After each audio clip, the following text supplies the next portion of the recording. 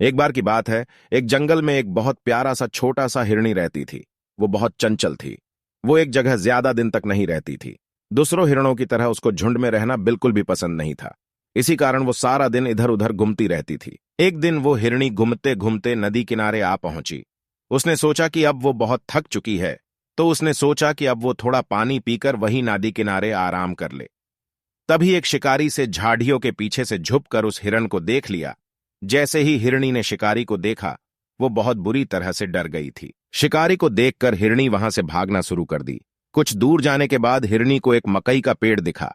उसने सोचा कि इसके पहले शिकारी आकर मेरा शिकार कर ले, तो उससे पहले ही मुझे इस खेत में जाकर छुप जाना चाहिए और शिकारी मुझे देख नहीं पाएगा और मैं बच जाऊंगी। और इतना कहकर हिरण मकई के पेड़ के खेत में जा छुपी थी। मकई का पेड़ काफी घना था, जिसके कारण हिरनी वह आराम से जाकर छुपी ही थी।